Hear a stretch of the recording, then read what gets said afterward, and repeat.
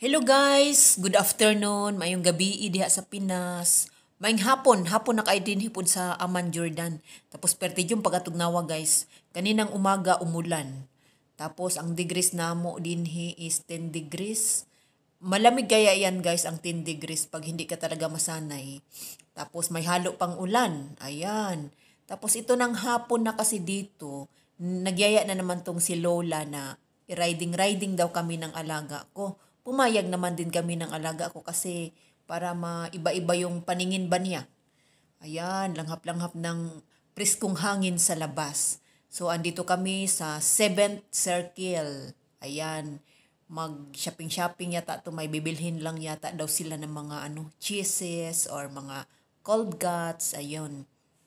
Tapos, kami ng alaga ko guys, nandito lang kami sa looban ng sasakyan. Hindi kami pwedeng bumaba kasi yung makakita siya ng mga pusa, bawal yun kasi habulin man yan niya.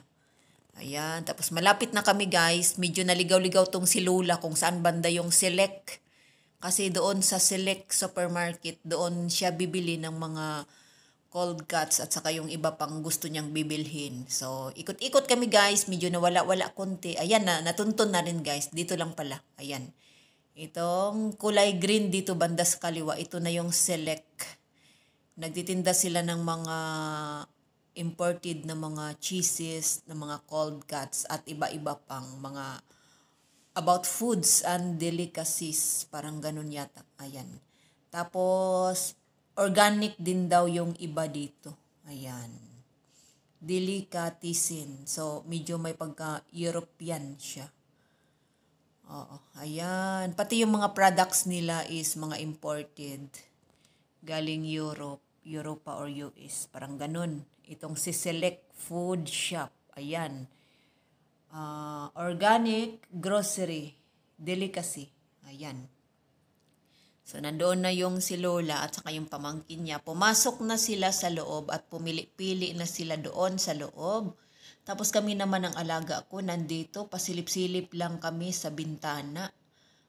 Nasa bintana lang talaga kami, hanggang bintana lang kasi wala eh. Sobrang lamig sa labas at saka hindi rin siya pwedeng ibaba nga. Ayan. Silip-silip tayo dito banda. Kaliwa kanan lang ang silipan natin guys. Paikot-ikot lang tong camera natin. Ayan na siya. Dito na si Bugoy. Ayan ang Bugoy ko.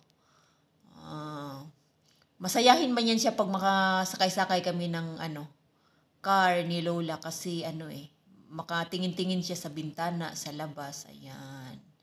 So, nandyan kami, nakaharap kami dyan sa isang parang may restaurant. Ayan, guys, no? So, thank you for watching. Ingat!